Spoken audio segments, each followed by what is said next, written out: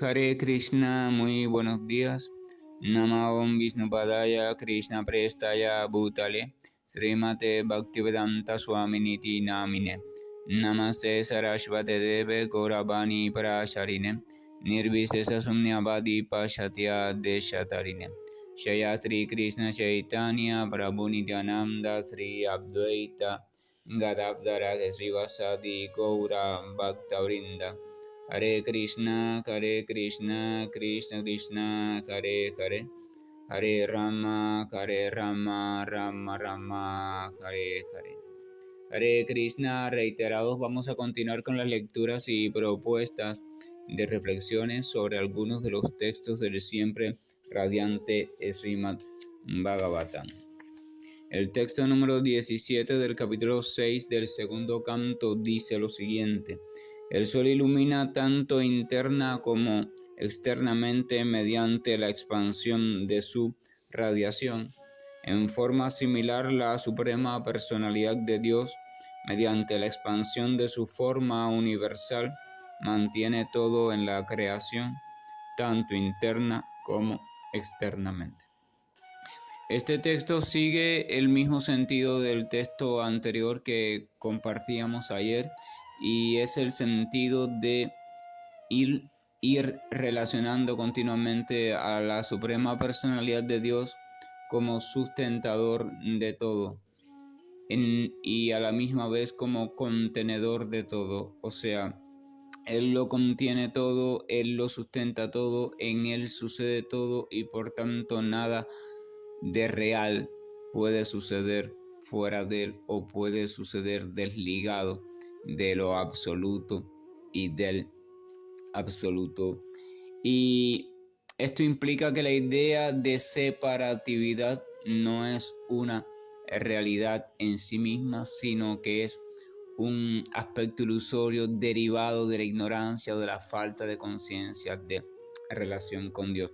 Entiéndase la palabra ignorancia como disminución en el grado de conciencia, en el grado de concientización. En la medida que no tenemos conciencia de algo, entonces somos ignorantes, somos desconocedores de ese algo y por tanto ese algo no existe para nosotros, es decir, esa realidad no existe para nosotras y la damos como falsa, la damos como inexistente, la damos como irreal, la damos como fantasiosa. Por tanto, cuando no se tiene conciencia de la relación continua que existe entre la totalidad y sus partes componentes y entonces se piensa, se dice, se habla, se afirma incluso que esa relación no existe. Y acá, en este caso, en el texto, está reafirmando lo contrario, o sea, reafirmando que esa relación, ese vínculo sí existe y no solo que existe, sino que es existente por siempre. Y de eso hemos hablado varias veces. Lo que hay que restablecer no es el vínculo con la totalidad, puesto que la parte nunca puede estar desligada del todo, sino que lo que hay que reactivar un poco, rescatar un poco, es la toma de conciencia creciente, la percepción creciente de ese vínculo y de la calidad del vínculo, o sea, del tipo de vínculo y todo lo que lo incluye. Por eso se llama proceso, ¿verdad?, de conciencia de Dios o proceso de conciencia de Krishna.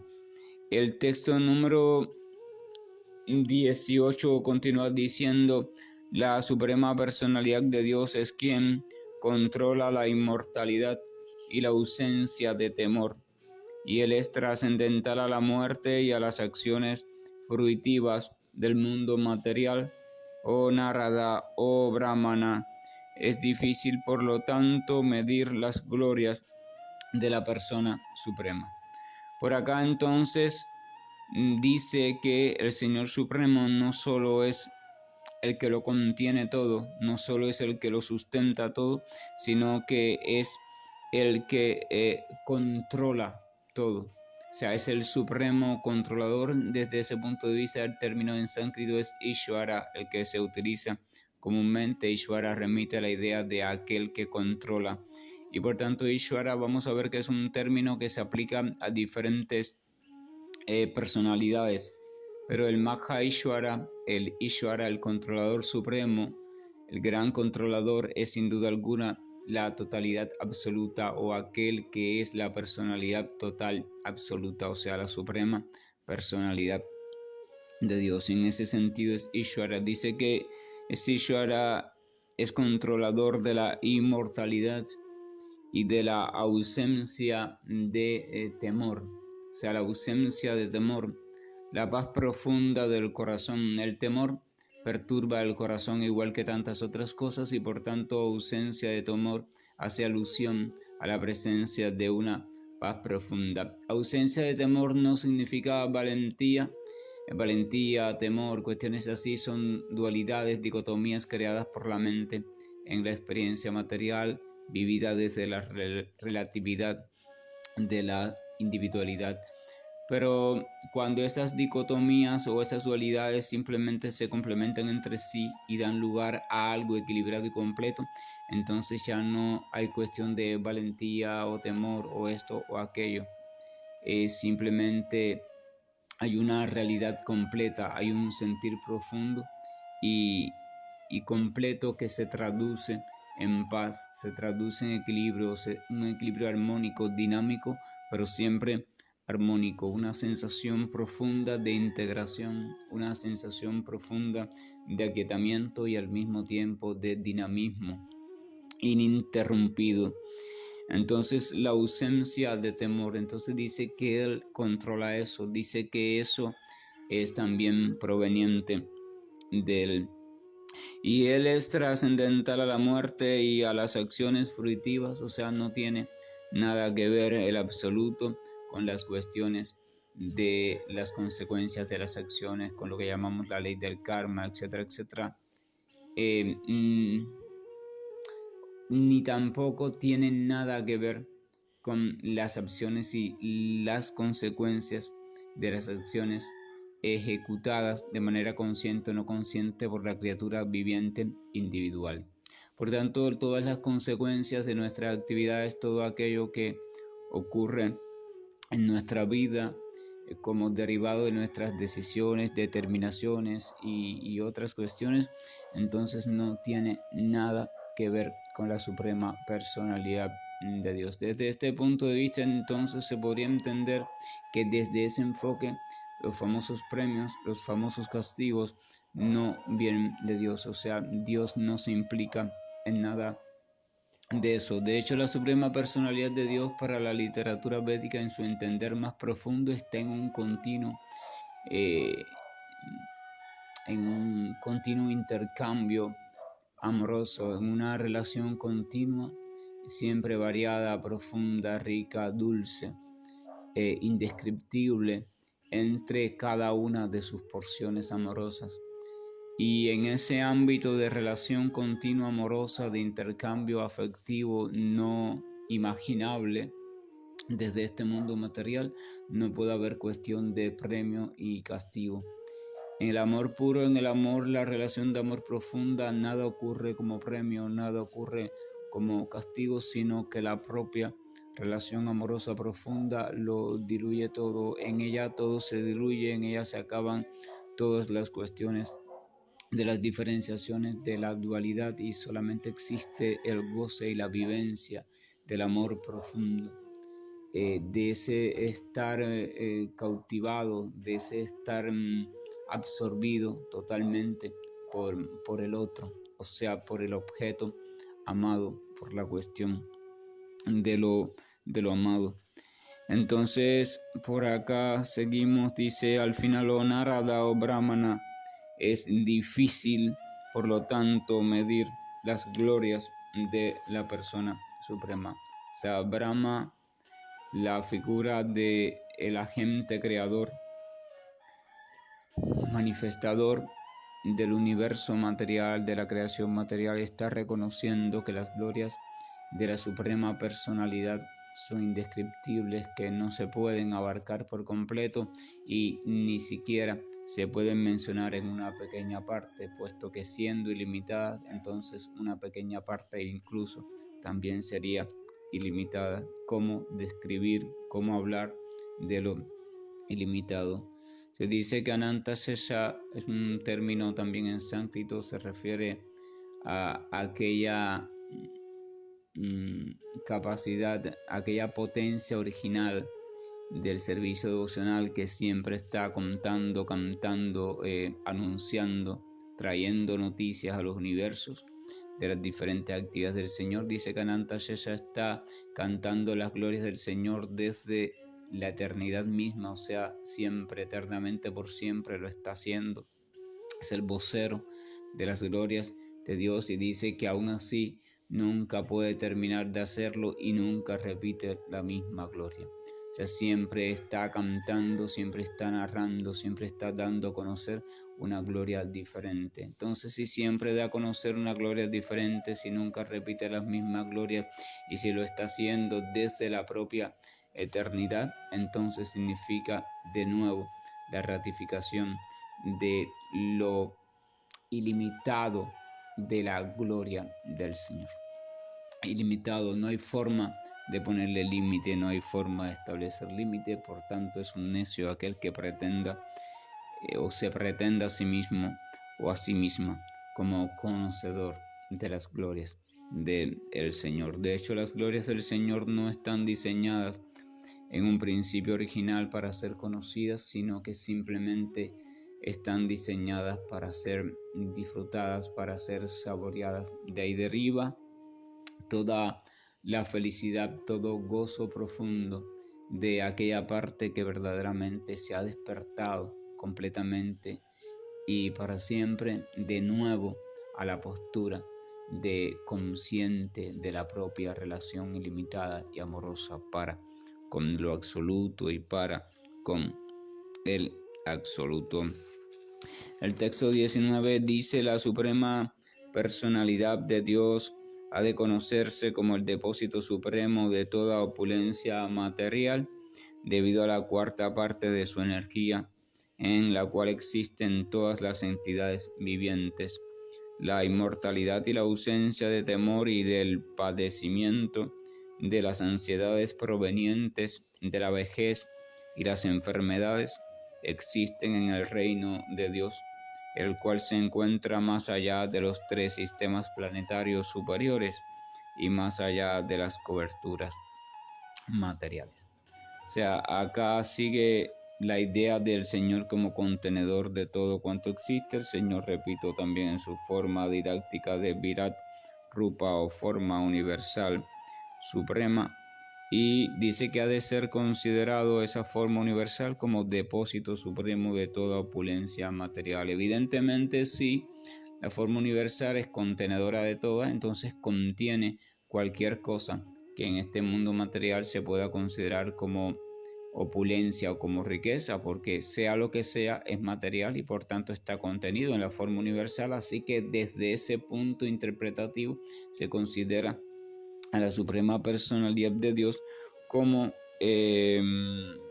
depósito, almacén de toda fortuna. Realmente vamos a recordar, el Señor Supremo, siendo espiritual, no tiene nada que ver con nada de lo material directamente, pero de manera indirecta, analizado por la lógica que acabamos de plantear, entonces puede ser reconocido como dueño de toda fortuna, y una persona podría decir: wow, esta fortuna me ha venido, ¿verdad? Gracias a Dios. Esta opulencia, esta comodidad, todo lo que sea, me ha venido gracias a Dios.